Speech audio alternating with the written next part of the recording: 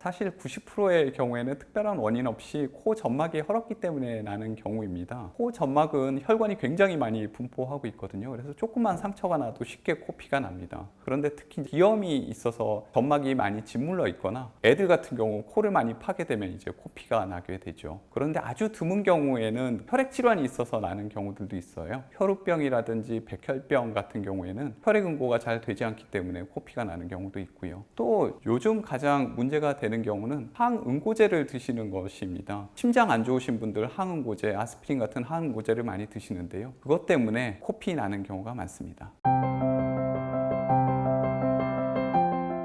코피는 대부분 비중격 앞쪽에서 나기 때문에 앞쪽 코를 이렇게 잡으시고요. 그 다음에 몸을 앞으로 숙여주십시오. 이런 자세로 한 10에서 15분 정도 계시면 대부분의 코피는 멎습니다.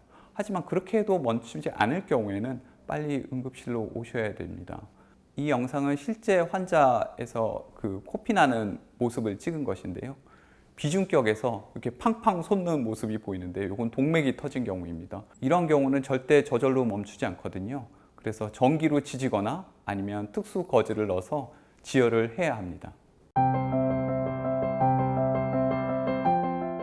사실 어른들의 경우에는 혈액량이 많기 때문에 코피를 아무리 많이 흘리셔도 큰 문제는 없어요. 그런데 애들이나 또 노인들 같은 경우에는 코피를 많이 흘리게 되면은 저혈압 쇼크에 빠질 수가 있기 때문에 빨리 오시는 게 좋겠고요. 또 하나는 아까도 잠깐 말씀드렸지만 코피의 원인이 혈액 질환인 경우가 있습니다. 제가 봤던 환자분 중에도 젊은 여자분이셨는데 코피가 자주 나서 오셨는데 혈액 검사를 해봤더니 백혈병이었던 거예요. 그래서 백혈병이 코피로 제일 먼저 발견이 됐던 경우죠. 그래서 이렇듯이 특수한 혈액 질환이 있기 때문에 코피가 자주 나시는 분들은 꼭 검사를 받아보시는 것이 좋겠습니다.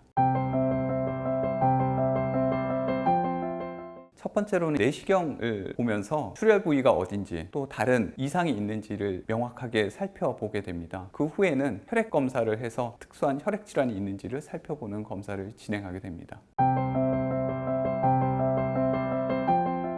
코피는 겨울철에 주로 많이 나게 되는데요. 겨울철에 공기가 건조하기 때문에 점막이 쉽게 헐어서 나거든요. 그래서 가습기 같은 걸 사용하시는 게 좋겠고요. 또 코 안에는 안연고를 바르시면 도움이 됩니다. 코 안에 바르는 연고가 따로 없어서 안연고를 쓰게 되는데 그 안연고 바르시면 점막이 헐었던 데가 쉽게 나아지거든요. 그래서 그게 도움이 되고요. 또 하나는 그 아까도 말씀드렸듯이 항응고제 쓰셔서 코피가 자주 나시는 분들은 담당 선생님이랑 상의를 하셔서 항응고제를 잠시 끊던지 좀 용량을 줄이는 것이 도움이 되겠습니다.